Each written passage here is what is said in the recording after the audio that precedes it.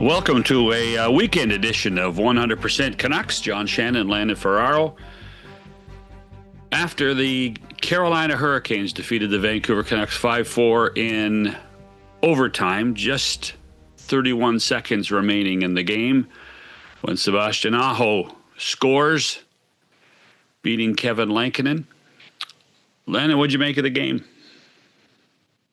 A couple different things, I guess it would be. I think that they did a decent job obviously keeping themselves in it. They were outshot 2-1 basically through the game, and Carolina was buzzing around, but at the same time, the Canucks did a good job of taking care of their chances when they did get them to score to get into overtime. And through overtime they had the puck the majority of the time. They had a couple chances, they just couldn't put it in. And then Aho makes a nice move around Pettersson and makes a nice shot.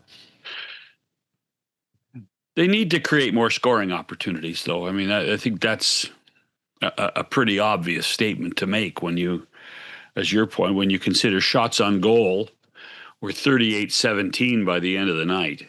Yeah. Thank goodness for Kevin Lankinen. Yeah, and again, that's, when we were talking about it, that's why Kevin Lankinen was signed to the deal that he was, so that if Demko couldn't go, that they had a really good other option. It wasn't a huge drop off from 1A to 1B, and Lankinen was busy early, especially. There was a lot of big chances against that he had to be really good at, and did his job, and that was keep them in it and give them a chance to win the game, and he did that.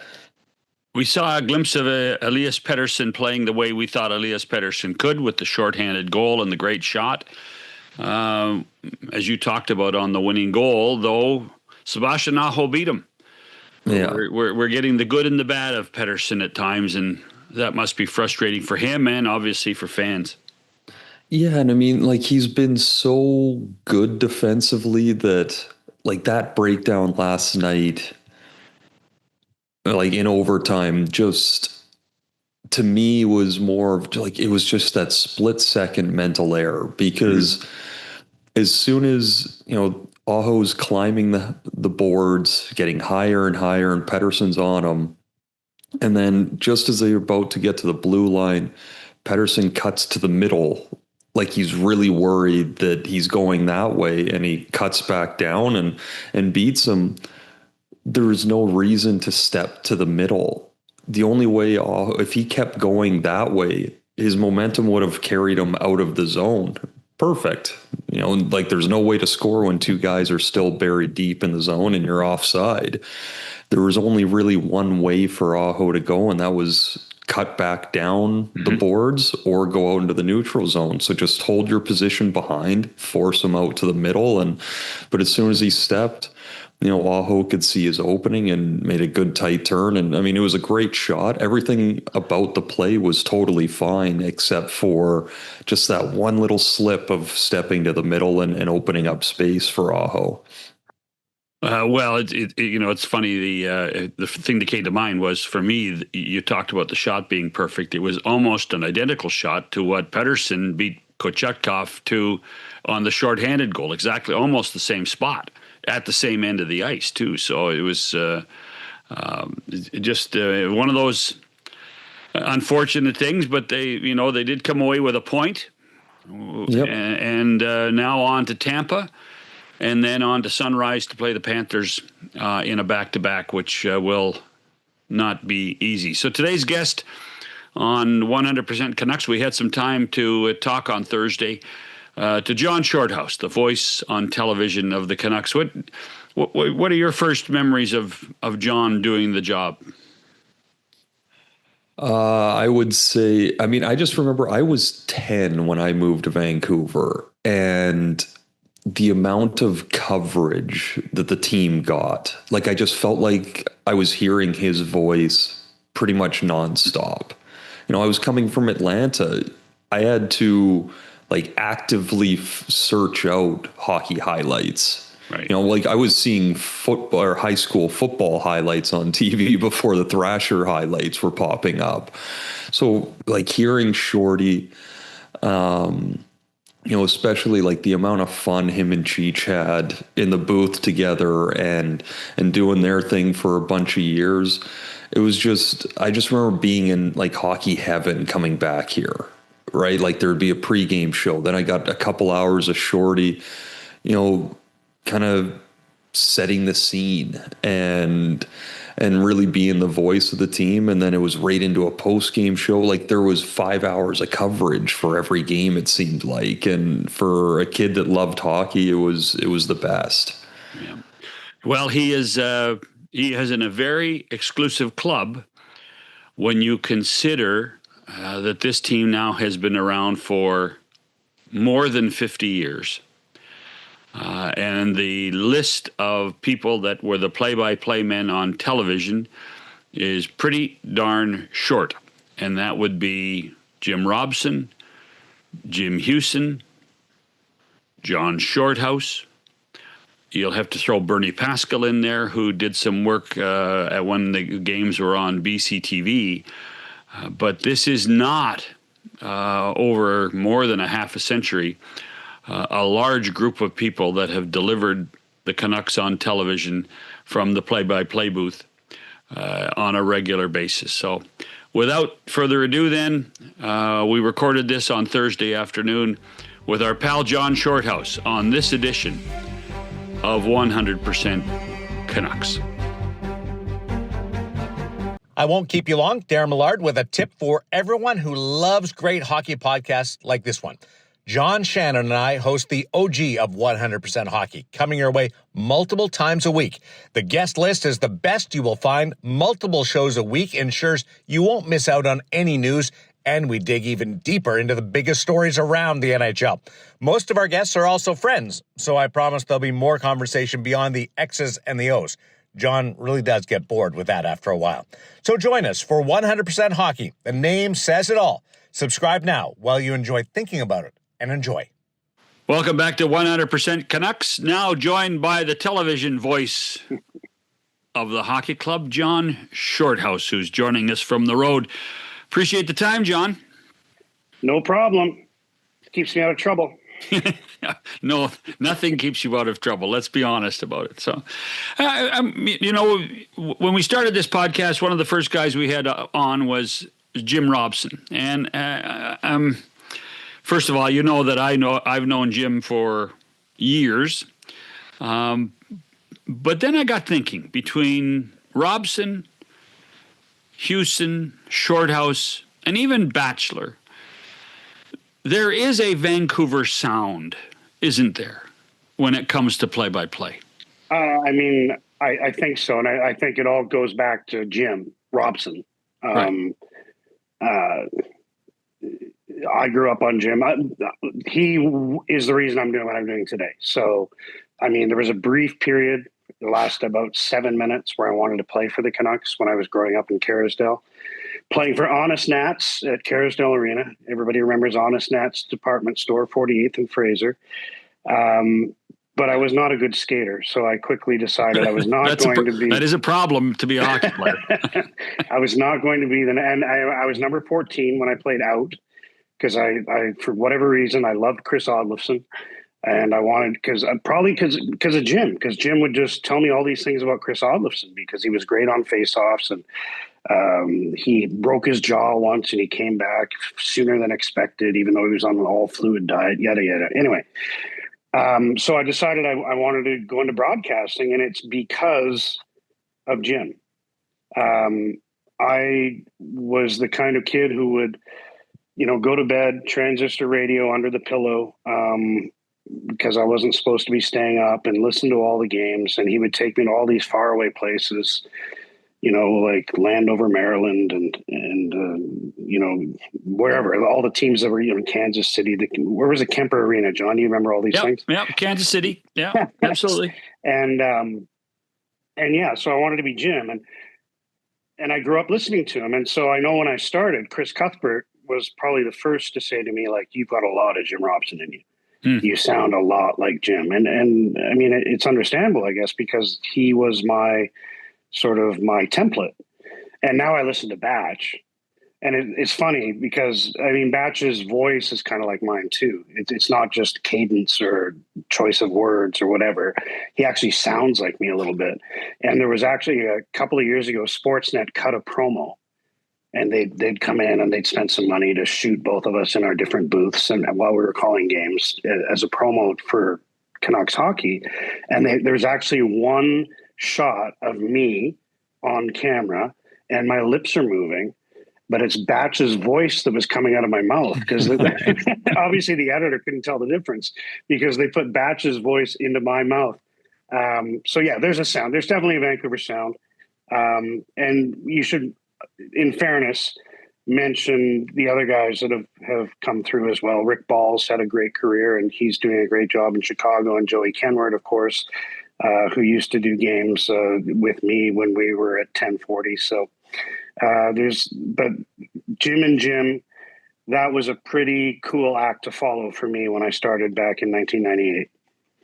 So when you step in 98, I imagine, I've never done play-by-play and definitely not followed in these massive footsteps. But when I stepped into the Red Wings dressing room the first time and you're like, oh, like I got to go do this. Was it almost that same feeling following those two? Yeah. I mean, I was lucky because my first year I shared duties. So I was a part-time TV guy. People don't remember that. Mm-hmm. My first year in 1998, I did 30 games on Sportsnet because I think Sportsnet had just gotten a national package as well as a regional package, but the Canucks didn't want. There was some conflict for Houston where they didn't want him doing certain games at certain times. So I actually did 30 games on TV my first year, and then I did some games on radio, and then I hosted on radio for the other ones. But what really made it easy for me to step into the role was that I got to travel with these guys. And actually, for the 1 year, Jim Robson only worked one more year after I started, and he did that for VTV, which is now CTV Vancouver, I guess. But VTV was a new station that launched. They got the Canucks local rights, and I got to sit next to Jim Robson on the plane for a year. He was my seatmate, so that was cool. I mean, that kind of helped me ease my way into the role. And Jim Houston was in and out, but he was around as well. And I do owe him a pretty large debt because I know that Jim, at the end of the day, Houston played a role in me getting the job. Because I really, and people hate to hear this, particularly people who have toiled at this for a long time, I didn't really have any play-by-play experience. I had a little bit of informal experience on my own into a tape recorder from the rafters or from my basement or whatever. But all I had was some broadcast experience doing scores and highlights. And Jim Houston, who I'd met and talked to and kind of, bonded with, talked to Tom Plesteris, who was the program director at CKNW, and he suggested that I might be a guy to take a flyer on. And thank God Tom did, because that was 28 years ago, and we're still going. So, and I don't want to stop anytime soon. Now, it sounds like you had some really good support when you're first starting, and I started in filling in doing the radio color last season, and the first time I was obviously nervous coming into the gondola and coming into your guys' world, and you guys had that feeling of I belong there, and it was supported. Was it that same feeling, and you've tried to carry that on from when you started? Maybe. First of all, it's just nice to get an injection of youth into our industry. So, youth usually is like teenagers, not people as old as Landon, though. Yeah. Well, okay. Fair enough. And Landon up feels there, like though. youth. I'm killing it in the young department. He really is. By the way, you did a great job on the. I don't get to hear you a lot because we're often doing the same games, but you did a hell of a job on the Abbotsford series in the Calder Cup finals. You guys get a room or something? Come on, what's going on? I have one. Yeah. I'm in Raleigh. But I really enjoyed that. But I don't know. I mean, at the end of the day, I've been surrounded by great people. I've worked with great people, and it's not just the guys that I succeeded, like Jim and Jim, who have been great influences on my life and have taught me so much about the industry. But the people I've worked with, you know, I've had the absolute honor of being partnered with Tom Larscheid and John Garrett, Ryan Walter, Dave Tomlinson, Ray Ferraro. Sorry, whoever I'm missing, Michael Bublé. Oh, sure. Yeah. He did a game. But it's, you know, it's just all people that are really good at what they do, really like being at work, but don't take it too seriously. Right. And like everyone kind of has a basic understanding that we're not changing the world. We're just providing entertainment and doing a job that people would kill for, right? Like, yeah. I mean, honestly, and that's always my answer. People say, how's it going? You know, or the team's having a tough year, whatever. It's just like, you know what? It beats working. It really beats working for a living. Sitting on the plane with Robson. Yeah. With his cardboard. Thank goodness for dry cleaning. You have a cardboard, you know, dry cleaning cardboard. That's what Bob Cole used to use too, John. Really? Oh yeah. Can I explain so people understand? Sure. So Jim, I don't know where his, I mean, you came from the dry cleaner, I guess, but he had a piece of cardboard for each team. Yeah. Whoever was playing that night. And then he had a multicolored pen. And he would make his notes on this little piece of cardboard for each team. And I don't do the same. I don't use cardboard. But you know, from his scorebook, his handwritten scorebook, to the way he did his notes, to the way he provided information or kind of call to play or, you know, built up as a play was developing. You know, a lot of that has. Do you have your score sheet? Do you have your sheets in front of you there? They're holding my phone up, but yeah. Oh, they are. Okay. No, because I want, you know, this. There you go. So you have that awful scribble like Robson and Houston have too, right? Can you see that? Yeah. I don't even know what game that is. That's an exhibition game in Edmonton from September. That's a keeper right there. And it's really that left-hand column. The left-hand column, which is where all the little anecdotes are, that the only person can read that writing is you. Yeah. And Jim didn't have as much support as I did when he was often, you know, when he started, he was by himself. There was no like color guy. And so he would often, if there was a scoring play, he'd just write down the number. Yeah. So he'd write down the number of the player who got the goal, the number of the players that got the assist, and then later he'd go in and fill in the names. You know, we're so spoiled these days. We have so many people supporting us. I can just hand my book over to Curtis or to Griff working with me in Vancouver, and they'll fill in the scoring play if it's getting really hairy, you know. But I have a radio background, and so I do, you know, I keep score as I go. And the left-hand column is key. You know, it's Jim's left-hand column is a little different because he had different things he had to get to. He had to get to a special hello, and he always had the weather written down. Sure. You know, the temperature, the high, the low, whether it was cloudy or balmy or whatever. I don't have that, but I have so many of the things that he had because he is sort of my influence. So I'm going to ask this question, and then we're going to go. We want to talk about your career, but at this point, if I said you're going to make the same amount of money to do a radio game or a TV game, you would pick? Like on a one-off? Well, no. Like if I said I'm going to, I would pick radio. Okay, I'll tell you this. So I was going to make the same amount of money. I would probably pick radio because I get to do every game. Yeah. But at the same time, you also, you're a descriptive guy, and radio is a theater of the mind. Well, we're going to go back to Robson again, right? Because when I got the TV job, he intentionally took me aside and said, "Listen, there's something I need to tell you. And that's, back in the day, I transitioned from radio to TV and back and forth. Mm-hmm. And he said, don't change much, Right. change a little. But he said, Canadians in particular, they like a frenetic, descriptive radio call. So don't try to dumb it down and don't try to be conversational beyond, what's comfortable, because people want you to just describe the game and what's going on. Because that's, I don't know, at the time, that's what they grew up on. And so don't change too much. So, well, in fact, I would tell you right now, as a guy who worked with Jim for a long time as well, Jim did change, and actually changed too much, because he thought by going to television, and anybody under the age of 50 will have to Google this guy's name. He thought Ray Scott was the way to do it. And Ray Scott was the most simple of television broadcasters, particularly when it came to his sport, which was the National Football League.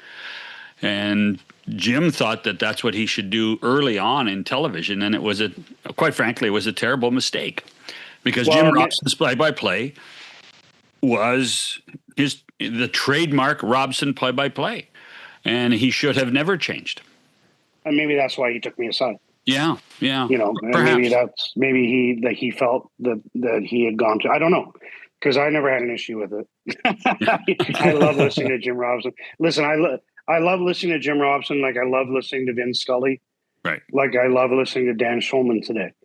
And so for years before he retired, subsequently passed, before I would call my first preseason game in September, I would always go out of my way to watch a Dodgers game, because I wanted to hear Vin, because I just think he's a master class in what we do. And to me, in terms of just sort of all overall ability, and I don't even know how to describe it, but if I was going to do that today in September, I would probably just watch Dan Schulman, because I just think he is, the creme de la creme right now. Because it's not just, I know this year's a little different because everybody became a Blue Jays fan for like a month. Even you? Because of Cheech. I don't think Cheech and Sharon missed it. I'm not kidding, John. I don't think they missed a pitch this year. Oh, no. You guaranteed. I think they watched a beautiful sunny day, Vancouver. What do you want to do? Should we go to the beach? No. Barrios is starting. Let's... Anyway, because a lot of people who only grew to know Dan Schulman in the last month or two, he is so able to do so many things, and his college basketball season is just starting now. And so anyway, I just, my appreciation for guys who do what I do isn't limited to hockey. That's for sure. And Vin Scully was a guy, again, I would go out of my way just to watch a Dodgers game every September. I might be sitting in my hotel room in Calgary, because invariably the Canucks were playing Calgary in a preseason game. I would watch a Dodgers game just to sort of give me that feel and that, yeah, man, I'm excited to do this. I'm excited to do this because this is what it could be. So, Landon, I'll let you jump in here in a second, but I got to tell you, no, you won't. When you, That's okay. This is, hey, I'm sorry. This is our wheelhouse. This is I'm fine just hanging out. You're carrying it. I'm fine this is with like that. going to dinner, Landon. This is just like going to dinner. So there's a Kevin Costner movie. Yeah. That every time it's on, I have to watch. Please tell me it's not draft day.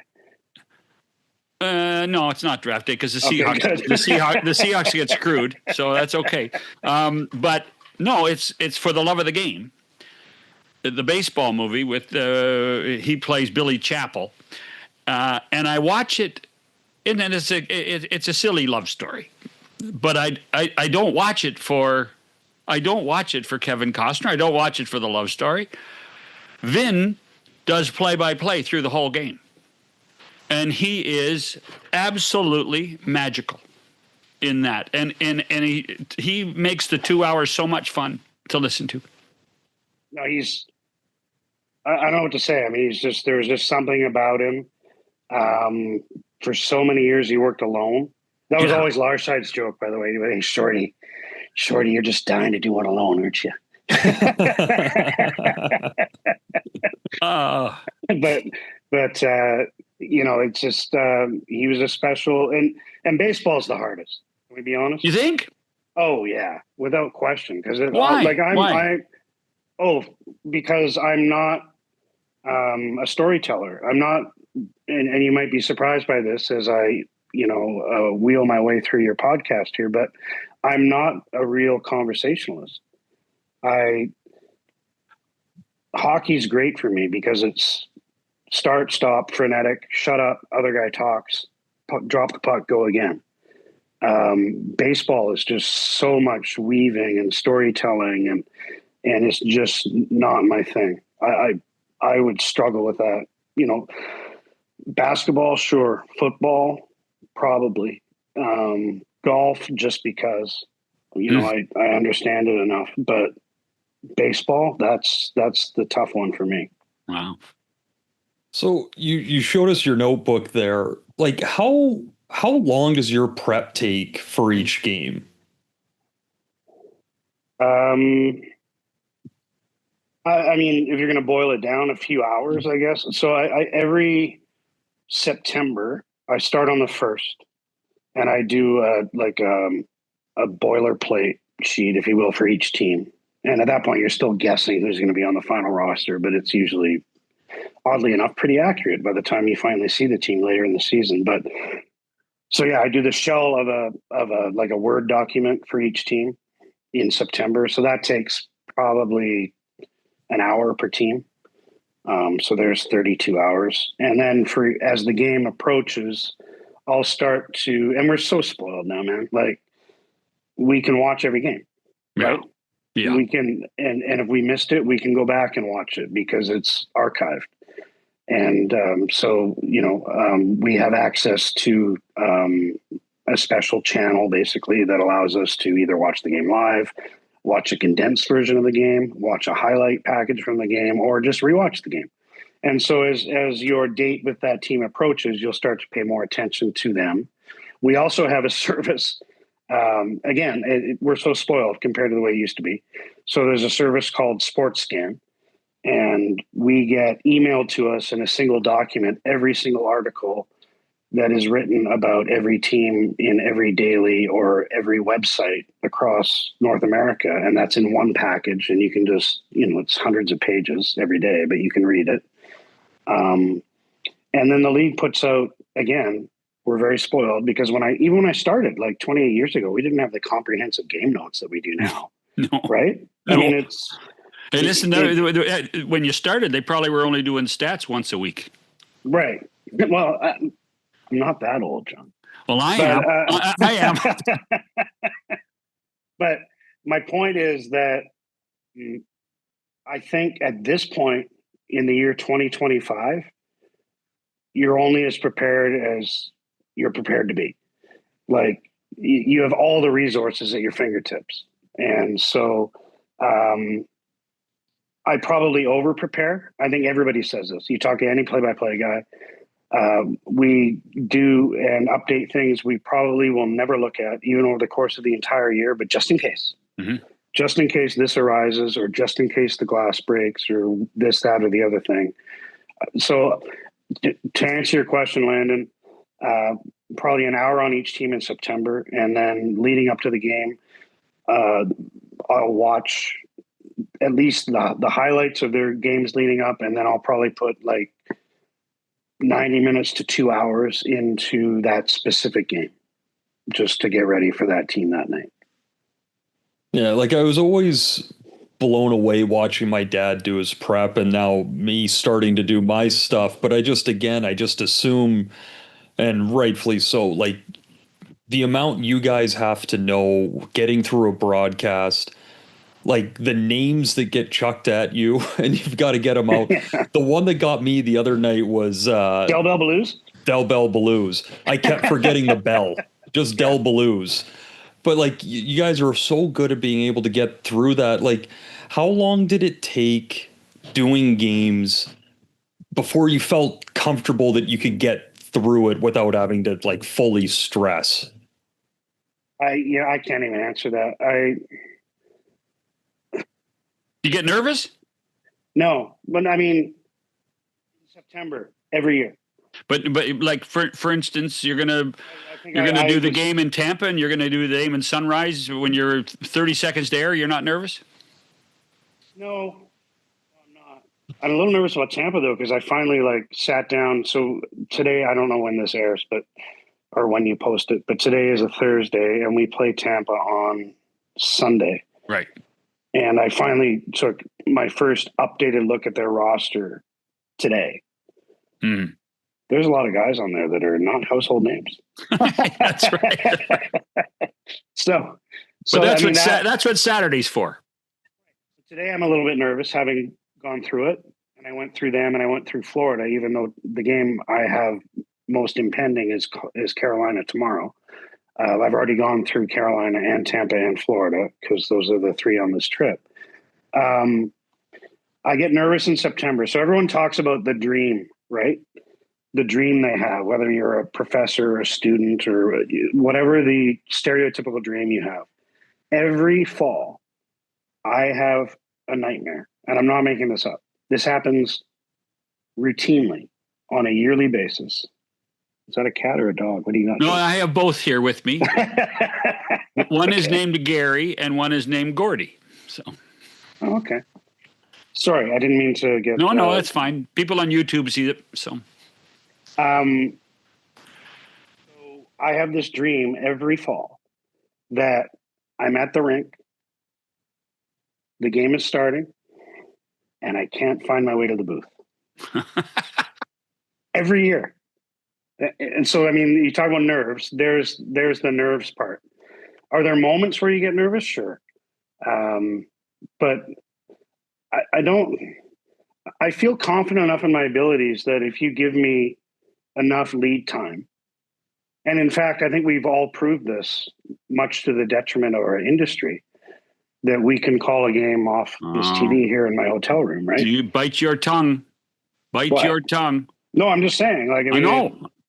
You guys did yourself such a disservice. You guys did yourself such a disservice during the pandemic that you made it look too easy.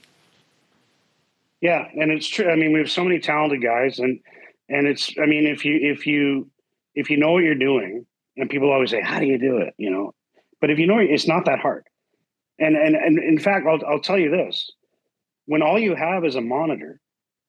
And people say, well, you must have all these different angles. And then we're watching, when we call a game off the monitor, we're watching exactly what you see at home, right? Like nothing different.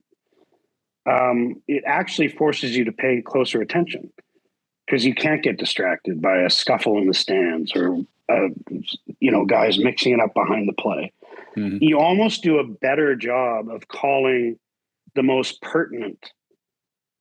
I really am doing a disservice here, aren't I? Yes, you are. But in terms of, because as play-by-play people, we are trained puck watchers. And that's the one thing the camera does is it stays on the puck generally. Yeah. And it almost forces you to pay even more rapt attention than you might normally if you have, the full purview of the rink or the stands or whatever. So, yeah, I can't even remember how this answer started or what the question was. but I think it was about nervousness or just angst. And I don't really, except for September. Every September, I will question whether or not I still remember how to do this. And that's about it. And then once I get a game or two into the preseason, which thank goodness is going to be cut back next year. Because once I'm a game and a half into the preseason, I'm like, okay, I'm good. We're good. Let's start. I remember how to do this. The guys are saying the same thing, right? Like after a game or two, they're like, all right, we're good. Let's move this along. Exactly. I guess my next way to go here, like watching you from up in the booth, you come up, you say you're not a conversationalist, but you have a presence and people like when you're around. How important is it to you to have fun while doing the broadcast? Because, I mean, you've mentioned it a little bit, but at the same time, going up there, like you seem to generally enjoy yourself, and you said you basically don't have a job, right? Like you get to do something you love, but it comes through in your broadcast, how much you enjoy what you're doing. Has it been hard to keep that up, or is that just naturally in you doing it? I think I've been blessed with the people I work with, because I look forward to being with them.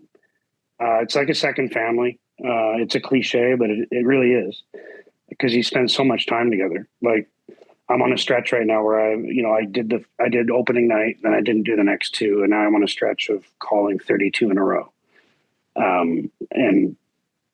And so, you get into a rhythm.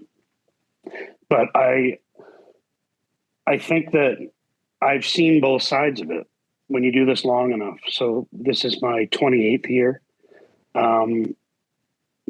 My first year was actually a great year to cut your teeth on. When you think about it, the Canucks had 58 points. They started the year with Mike Keenan as coach. They finished the year with Mark Crawford as coach. It was a disastrous season, results-wise. But I was just in heaven. What do you mean?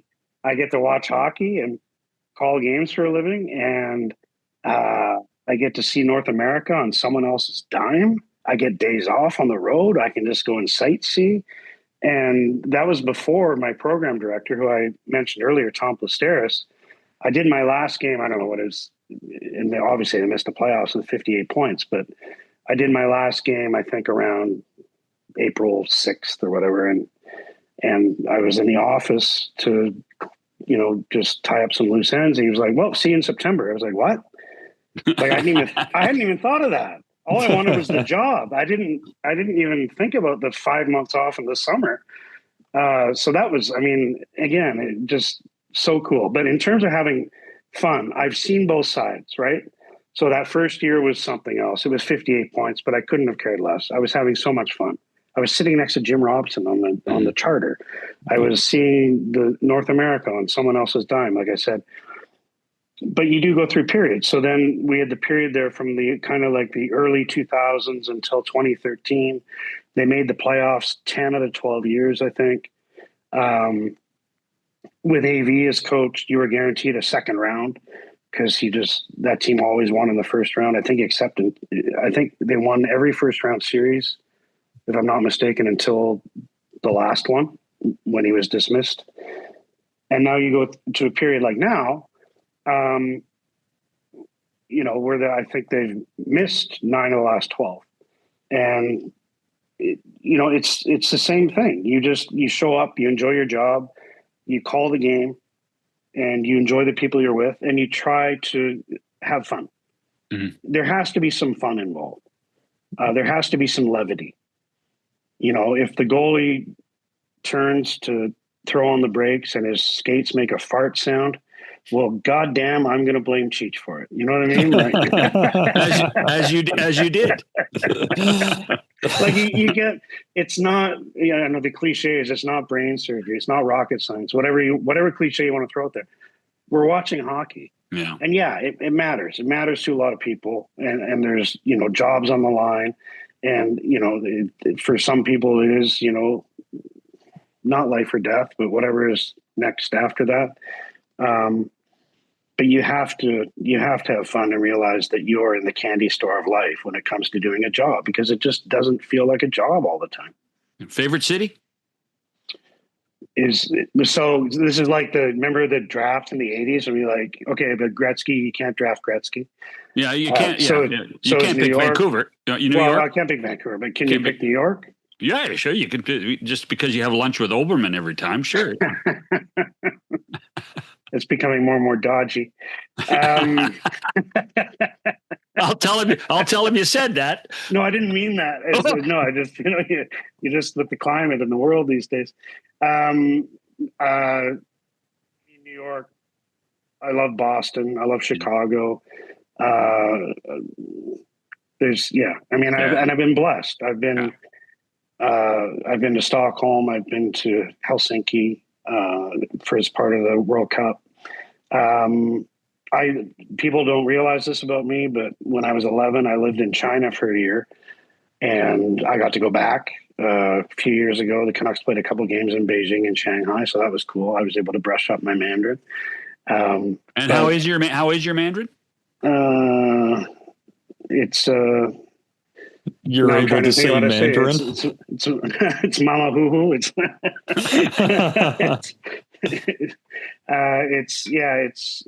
not great, but I mean, I can order a beer. Will you ping pijiu?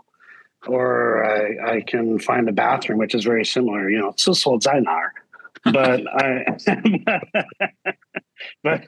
But in terms of holding a conversation, I would much rather rely on my French. What are you reading?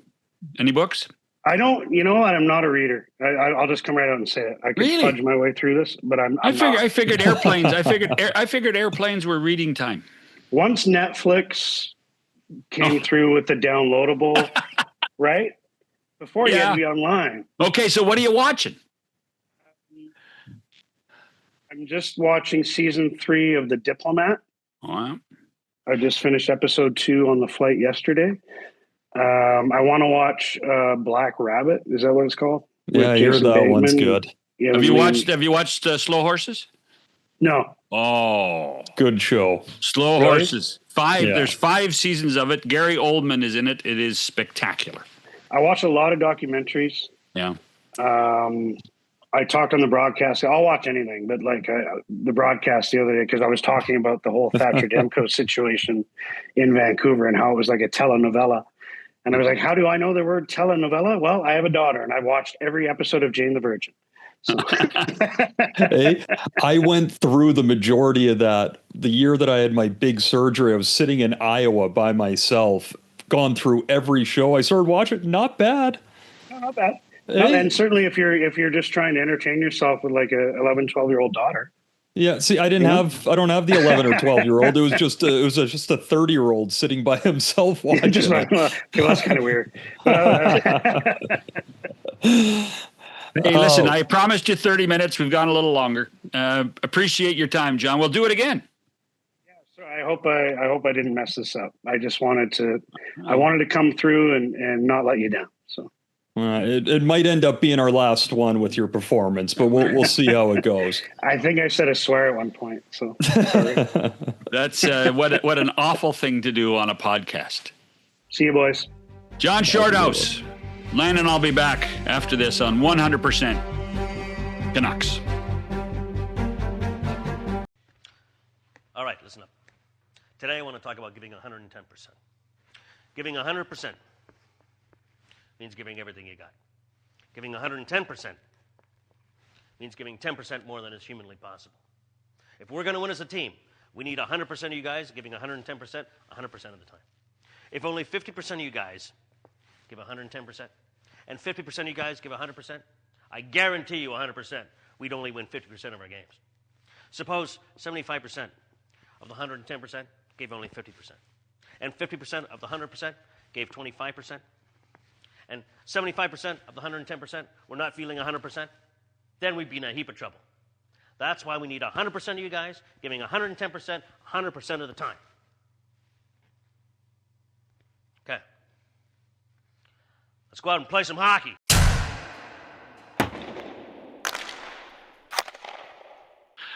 So, Landon, I was one of those guys like John.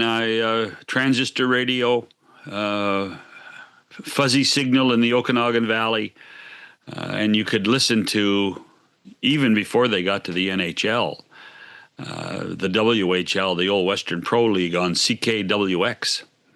The Canucks with Jim Robson, and then obviously CKNW with Robson for so many years. Before I got to work with Robson for more than a decade, and it was that was kind of cool. So it's on to Tampa for the Lightning, who I'm still not sure what Tampa is. They have the great parts. You know, Vasilevsky's at times still Vasilevsky. Victor Hedman is great. Kucherov. Braden Point has not had a good season. Anthony Cirelli has been hurt. Brendan Hagel has been hotter than a pistol of late.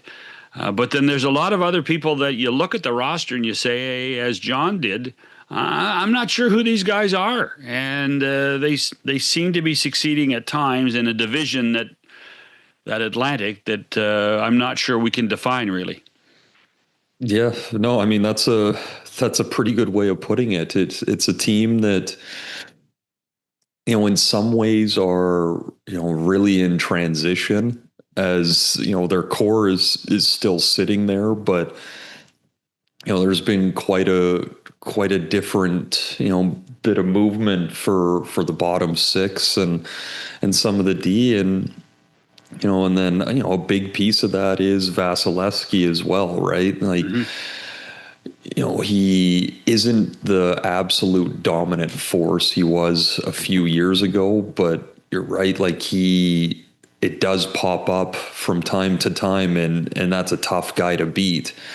I think for Vancouver going in and playing them again, I mean, it's such a easy thing to say because it's true, pretty much every night. But like, if you don't give them easy offense, make them earn what they get, like it's not the same firepower it was a few years ago. If you can stay off the penalty kill, don't give them power plays, and don't give them easy offense, like, you've got a real good chance, and you got to play them hard.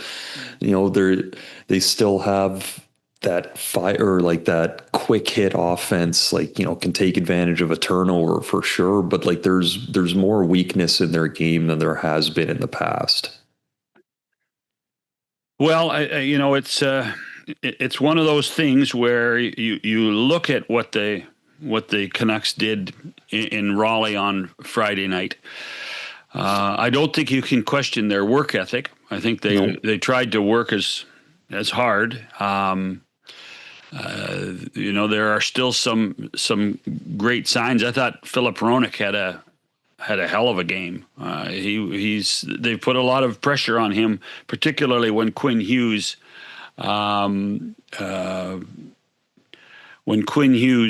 is out of the lineup. It changes the whole personality of the hockey club, and obviously with Thatcher Demko now going down, that's a ton of pressure to put on, more pressure to put on Lankinen, and then there's obviously this back-to-back. I would suspect we're going to see Patera in one of the two games, aren't you? You will for sure. I don't think there's any chance you see Lankinen in 3 and 4 here. Like, it's a lot to ask of him. Well, with Demko going on IR, he's not eligible to come back to the club until at least Tuesday. So that will. It sounds like it's going to be longer than that anyway. So I mean, they've got to prepare for Patera's starts, and hopefully Tolopilo down in Abbotsford gets playing here quickly, and after his little injury as well, and they have some backups for Lankinen. Well, it will be fascinating to watch. We talked about when the road trip started, 1-1-1 would be viewed as a success, I think. And they got the third one. I'm not sure that they wanted to get just the third one in Raleigh on Friday night, but they got the third one, and now it's tough pressure. By the way, both the Panthers and the Lightning, if the playoffs started today, they would be outside of the playoff window. So it's not as if tight this year. Oh, it's such a strange season. It is such a strange season. All right, Landon, thanks for this. Thanks to John Shorthouse, and we'll talk to you next week. All right, sounds good. All right, thanks for listening and watching this edition of 100% Canucks.